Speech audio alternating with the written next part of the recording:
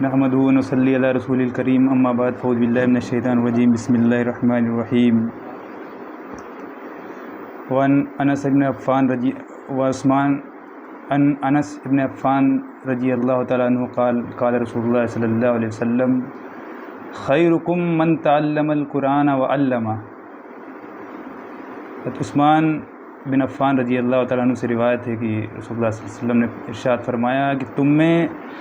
بہترین شخص وہ ہے جو قرآن کو سیکھے اور اس کو سکھائے۔ یہ حدیث تو بہت چھوٹی سی ہے لیکن یہ بہت جامع حدیث ہے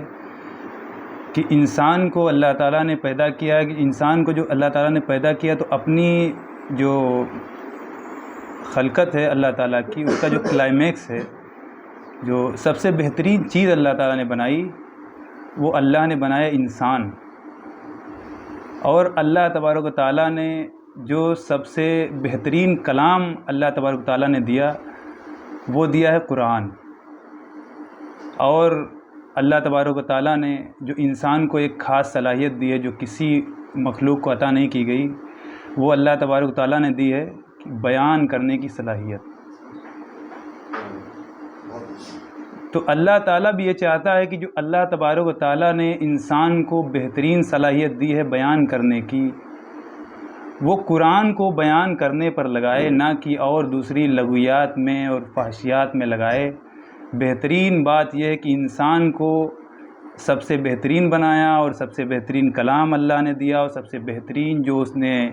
صلاحیت دی ہے وہ بیان کرنے کی صلاحیت دی ہے۔ تو جو اس کو لگانا چاہیے تو قرآن کو بیان کرنے میں، قرآن کو پھیلانے میں، اس کی اشاعت میں، اس کی تبلیغ میں، کیونکہ یہ بھی ایک دین کا اہم حصہ ہے، کیونکہ دین کو پھیلانا ہے تو قرآن کے ذریعے سے پھیلایا جائے گا۔ یہ نہیں کہ ہم دوسری کتابیں آگے رکھیں گے، قرآن کو پیچھے کریں گے، یہ نہیں چل پائے گا۔ اگر ہم کو تبلیغ کرنی ہے تو قرآن سے کرنی ہوگی، کیونکہ قرآن جس طریقے سے اثر کرتا ہے دلوں پر، کوئی دوسری کتاب، کسی عالم کی کتاب اثر نہیں کر سکتی۔ تو بہتر یہ ہے کہ انسان کو جو ہے قرآن کو سیکھنا چاہیے، اور اگر کوئی سیکھا نہیں ہے تو اس کو شروع سے سیکھے، اور جو سیکھا ہوا ہے تو اس کے معنی پر جو ہے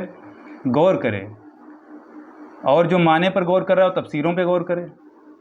ترجمہ نہیں پڑھ رہا ہے ترجمہ پڑھے، جو نہیں پڑھ پا رہا ہے جو ترجمہ پڑھ چکا ہے اس کو چاہیے کہ اب تفسیریں پڑھے، اور جو بالکل نہیں جانتا تو اس کے لیے بھی ہے کہ وہ سیکھنا شروع کرے۔ یہ نہیں کہ ہم سیکھے نہیں ہیں تو ہم کچھ نہیں جانتے ہیں، کیونکہ عمر جب تک ہے، کوئی صحابہ کرام رضی اللہ عنہ کے زمانے میں جب قرآن نازل ہو تو کوئی بچے تو تھے نہیں، وہ بھی بلیغ عمر کو پہنچ گئے تھے، لیکن انہوں نے کیا کیا، کسی نے حفظ کیا، کسی نے تو مطلب جو ہے ایسے ایسے صحابہ ہوئے کہ ان کو جو ہے مفسر قرآن تک کہا گیا، اور بڑے ماہر قرآن کے ہوئے۔ ایسا نہیں کہ انہوں نے بچپن سے قرآن سیکھا تھا، جب ان کے پاس قرآن آیا اور جب ان کو اللہ تعالیٰ نے جو ہے موقع دیا، انہوں نے جو ہے اس کو حاصل کیا جتنا ان کی جو ہے مطلب جو ہے اپنی صلاحیت کے اعتبار سے۔ تو ہم کو بھی چاہیے کہ ہم جو ہے بہت ہی زیادہ وقت اس پر لگائیں کہ ہم قرآن کو کس طریقے سے سیکھیں، اس کو سمجھیں، اس پر فکر کریں، اور اس کی تبلیغ کے لیے خاص کر وقت نکالیں، تاکہ جو لوگ نہیں جانتے ان کو بتائیں، ان کو سمجھائیں، اور آگے بھی یہ سلسلہ چلائیں۔ بس کریں، ٹھیک ہے۔